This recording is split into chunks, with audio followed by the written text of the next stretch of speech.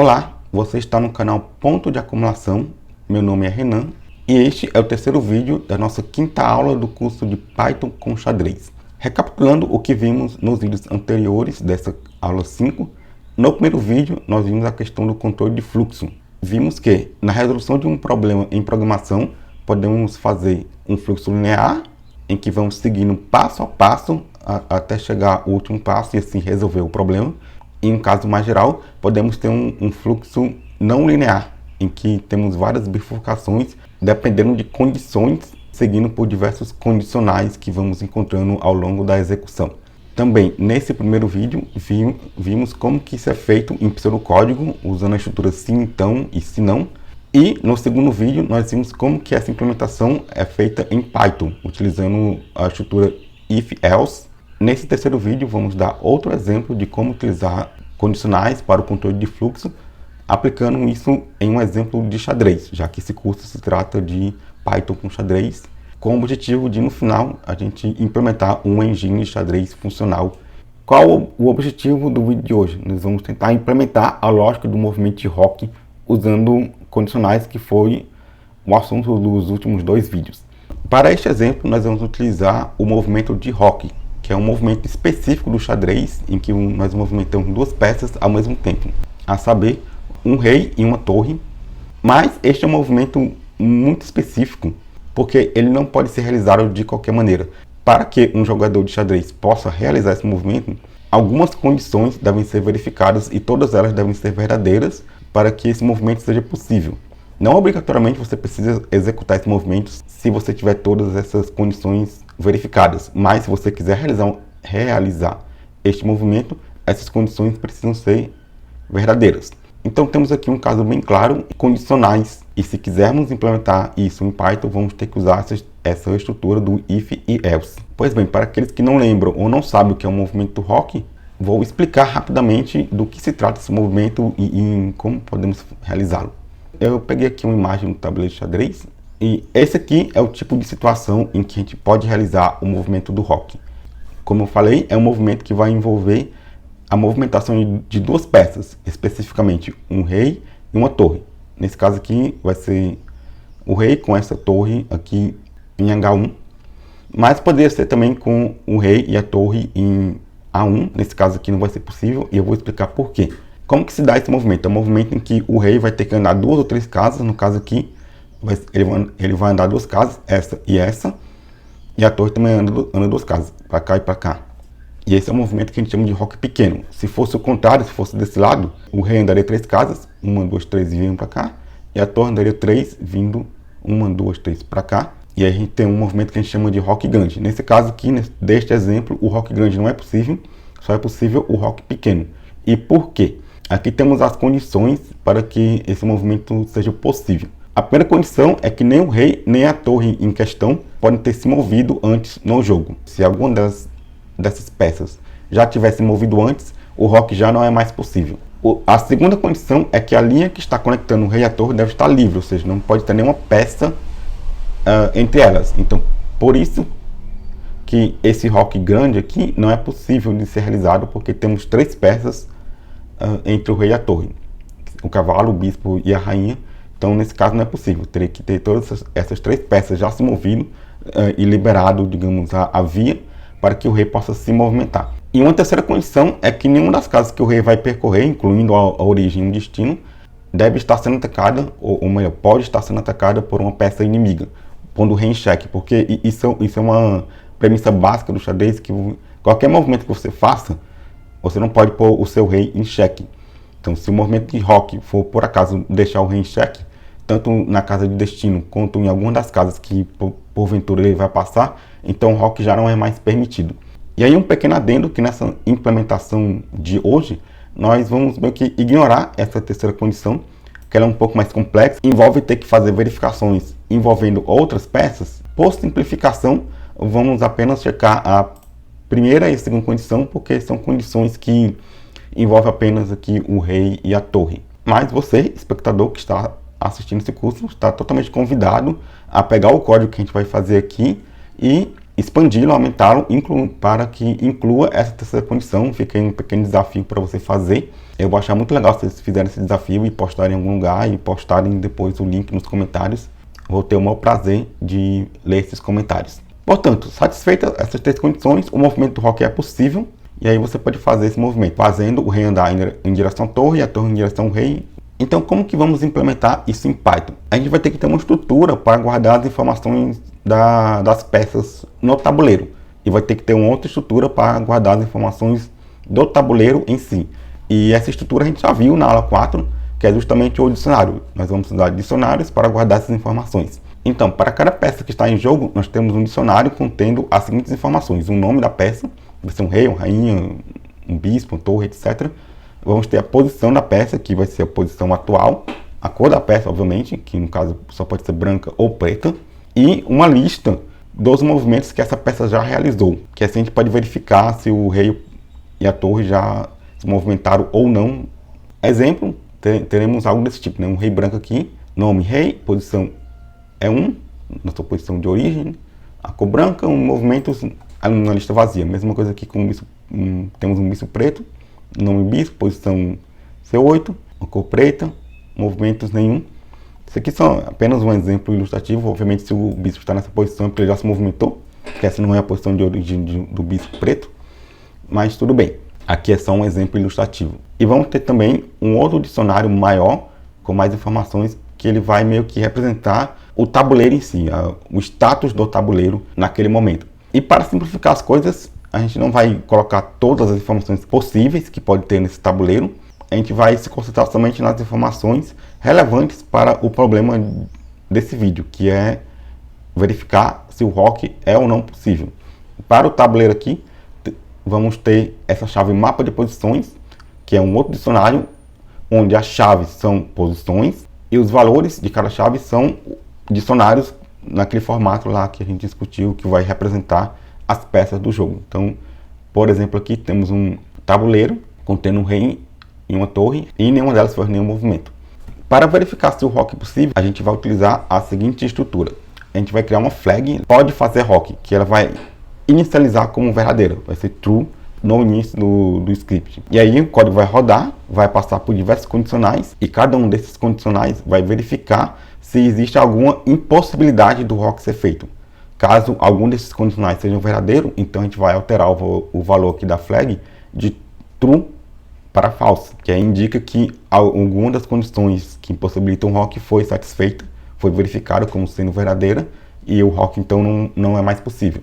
E aí ao final do script a gente vai verificar se a flag é verdadeira ou falsa, e aí a gente vai poder saber se o rock é possível ou não. Para esse exemplo, a gente vai olhar para as peças brancas e, como eu comentei, temos o rock pequeno e o rock grande.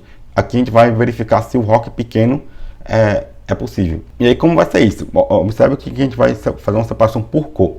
Se a cor for branca, a gente vai rodar esse código, que eu vou já explicar em detalhes. E se a cor for preta, vai ser uma outra lógica, obviamente muito similar, vai mudar apenas aqui algumas letras, algumas posições, mas a questão da implementação das peças pretas eu vou deixar para vocês também como um desafio. Mas não vai ser um desafio muito complexo, porque como eu falei, é uma lógica muito similar ao que a gente vai fazer aqui para a cor branca.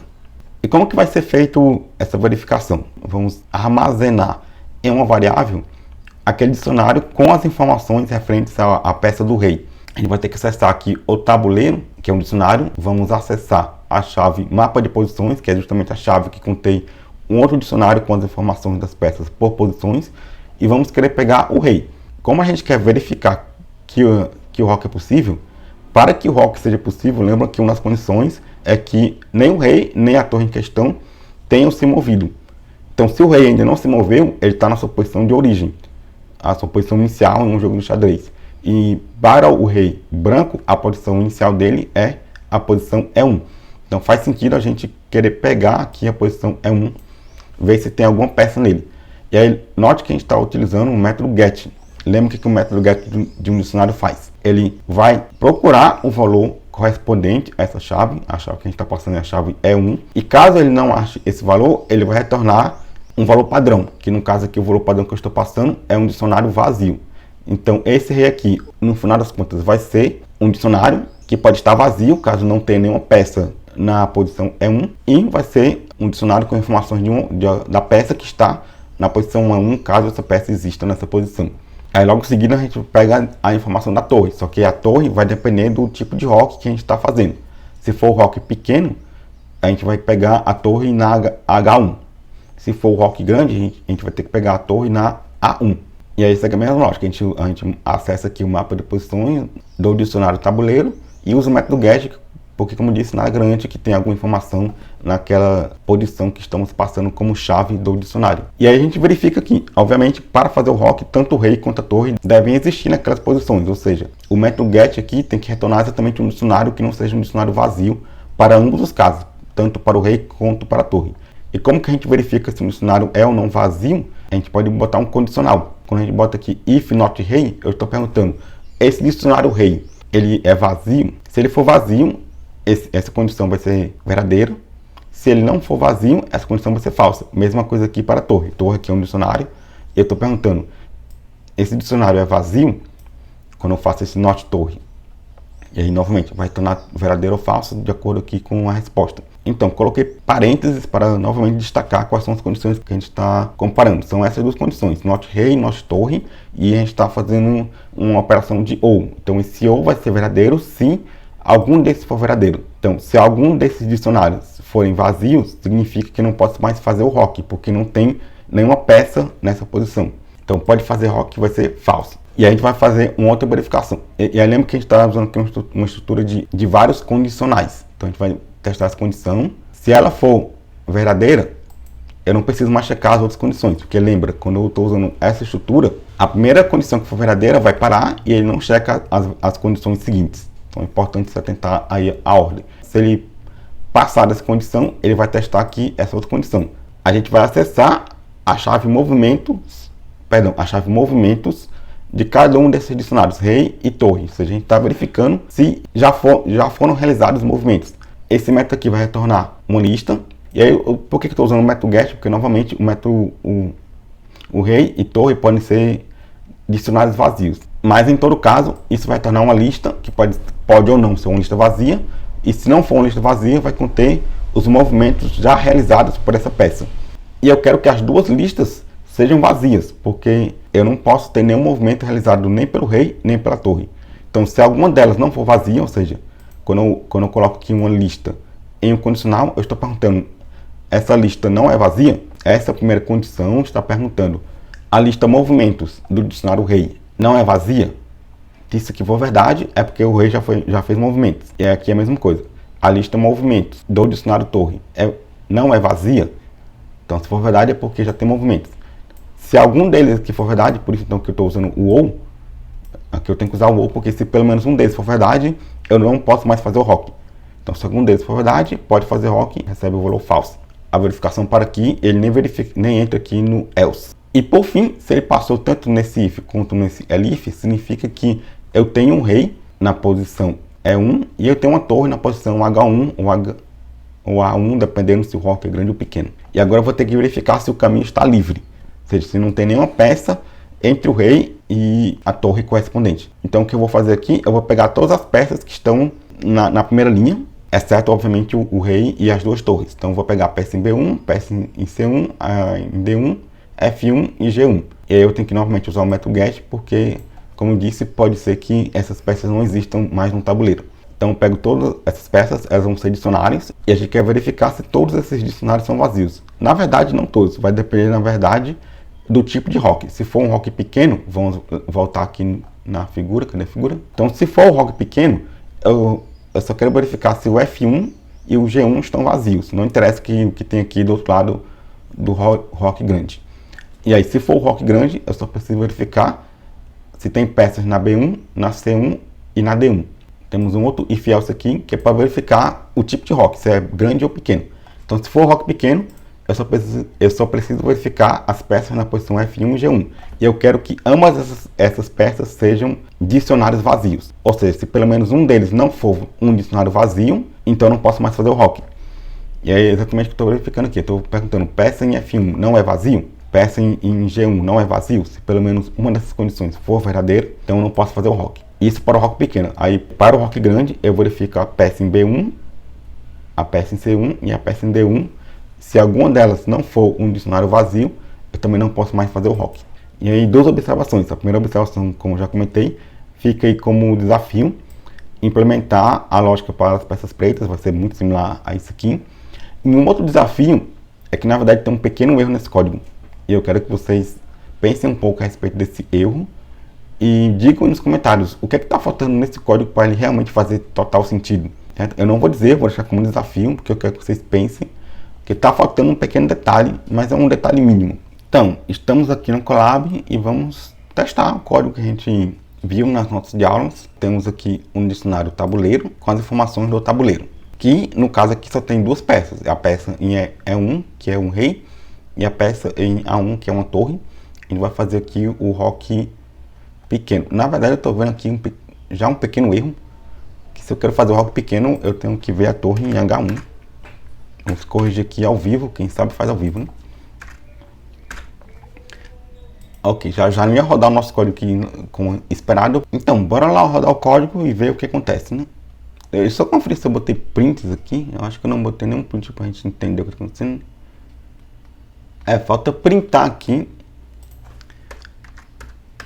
Print. Pode fazer rock.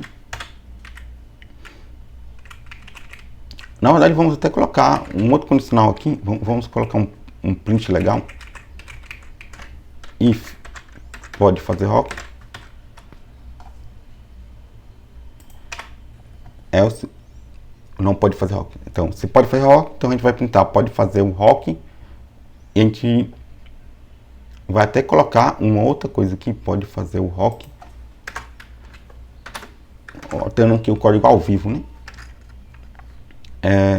Como for na variável que eu coloquei, indicando o tipo de rock, né? Pode fazer rock, que eu vou dizer se é o rock grande ou pequeno. E eu vou botar um ponto de exclamação. E aí não pode fazer o rock, ponto de exclamação. Então aqui é só para printar, você pode ou não fazer o rock, e ele vai printar aqui se o tipo de rock é grande ou pequeno. Vamos rodar o código e ver o que acontece. Então pode fazer o rock pequeno, porque novamente as únicas posições que eu tenho aqui são justamente as posições do rei, da torre, do rock pequeno. Então ele vai passar por todos esses condicionais aqui, né? Eu começo dizendo que pode fazer o rock, e aí eu só mudo essa flag se eu encontro algum impedimento. A cor é branca, então aqui eu capturo o rei, aqui eu capturo a torre, né, nesse condicional, e aí ele não vai entrar nesse condicional porque eu consigo capturar tanto o rei quanto a torre. E aí ele não vai entrar nesse condicional porque tanto o rei quanto a torre são dicionários não vazios. Eu posso até novamente printar aqui. Vamos printar aqui. Não preciso rodar novamente, só colocar uma nova célula. Print rei e torre. Aí ficou feio. Eu posso até colocar o pprint, né? Vamos lembrar aqui o pprint. Com pprint import pprint. Para ficar um print bonito, né? Aí na verdade eu acho que vai dar erro aqui, né? Vai dar erro porque tem que receber ele só recebe um parâmetro, né? Então vamos printar aqui um de cada vez. E torre. Então tá aqui os movimentos bonitinhos. Nada, nem precisava, né? Bastava botar 2 prints que já dava bom, né? Mas enfim, tá aí. Então, como ambos esses dicionários não são vazios, eu passei aqui nesse condicional. Vamos brincar um pouco com isso e trabalhar as condições aqui. Vamos colocar uma nova peça. Eu quero fazer o rock pequeno, né? Então, vamos supor que eu tenho uma peça aqui empatando a passagem de uma peça na F1. A peça na F1, no caso, vai ser um bispo, né? Então, vamos ter um bispo aqui. Podia botar o que eu quisesse na verdade aqui, porque não ia fazer diferença. Agora tem um bispo na F1. O que vai acontecer? Ele vai passar por esse condicional, por motivo já explicado. Aqui também vai passar por esses condicionais, por motivo já explicado. Só que quando ele chegar aqui, essa peça em F1 não vai ser um dicionário vazio. Ele vai entrar nesse condicional, porque peça em F1 vai ser um dicionário que não é vazio. Essa condição vai ser verdadeira, então ele não vai poder fazer o rock. Vamos rodar aqui e ver o que acontece. Então aqui não pode fazer o rock pequeno. justamente porque temos um bispo aqui em F1. Aqui não faz a menor diferença se é um bispo ou não. Eu posso botar qualquer coisa, eu posso botar Chablau, porque o nosso código não está preparado para esse tipo de detalhe, né? Tipo, saber se a peça está correta. Eu posso botar a cor vermelha, certo? E até a posição aqui pode estar totalmente errada, que ele vai pegar essa posição aqui, né?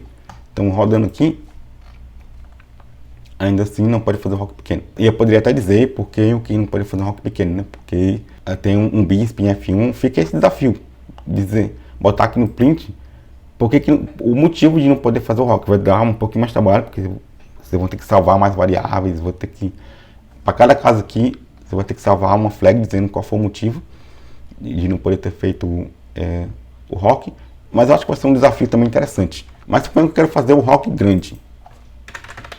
E aí, obviamente, para fazer o rock grande, eu tenho que ter uma torre em A1. Vamos até copiar aqui, para deixar essa torre em H1.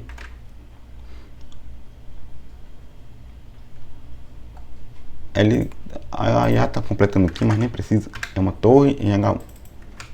Em A1. E agora eu vou querer fazer o rock grande. Eu vou conseguir porque ele vai satisfazer aqui as condições, né? Então aqui pode fazer o rock grande, porque eu tenho uma torre em A1. Mas se eu não tiver essa torre em A1, eu não vou poder fazer o rock, porque eu não tenho uma torre em A1. Eu posso até só comentar isso aqui. E aí o código vai estar comentado, ou seja, é como se esse cara aqui não existisse. Então rodando aqui, não pode fazer o rock grande, porque eu não tenho a torre em A1. Podemos testar várias condições aqui. Voltar aqui e digamos que ele já fez um movimento. Ele só está testando se a lista não é ou não vazia. Então eu posso botar o que eu quiser nessa lista. Eu posso botar de novo Chablau, que tanto faz o que eu botar aqui. Eu posso botar array, posso botar um float, certo? Aqui é para guardar uma lista de movimentos, mas ele não está verificando o que realmente está dentro dessa lista, certo? Então esse tipo de detalhe a gente vai refinando ao longo do nossos vídeos, das nossas aulas. À medida que a gente vai aprendendo mais coisas de Python, a gente vai deixando esse tipo de código mais robusto. Mas a ideia é essa, a ideia é a gente gradualmente ir montando as peças para a gente implementar a nossa engine de xadrez. Mas o que vai acontecer aqui, ele vai tentar fazer o rock grande e não vai conseguir porque a torre já se movimentou. Porque ele fez esses movimentos que, mesmo que esses movimentos não façam sentido. Então rodando aqui, não pode fazer o rock grande. Mas posso fazer o rock pequeno, né? Só trocar aqui no para pequeno e rodar. Não pode fazer o rock pequeno. Justamente porque eu esqueci dessa peça aqui em F1, né? Então podemos até apagar essa peça aqui, comentar e rodar de novo. Agora sim vai poder. Pode fazer o rock pequeno. Então acho que tá show aí o nosso código. Acho que deu para entender. Lembrando dos desafios, implemente aqui a lógica para as peças pretas. E pense nesse pequeno detalhe que está faltando, que eu testei vários casos de testes e a gente viu que está funcionando. Mas tem um caso de teste, uma coisa bem específica que eu não testei e que não está contemplado nesse código. Eu quero que vocês pensem a respeito e tentem resolver, porque é esse tipo de coisa que também faz parte do trabalho de um programador. Pensar em todas as possibilidades e tentar implementar, porque se você não pensar, o QA vai pensar por você e essa implementação vai quebrar. Ou pior, o cliente pode descobrir quando ele estiver testando sua aplicação. E aí você também vai ter que corrigir esse bug. Para esse vídeo é isso, espero que vocês tenham gostado. Deixem também nos comentários, além dos desafios, o que vocês estão achando das aulas. Deixem o seu joinha e bons estudos e até a próxima.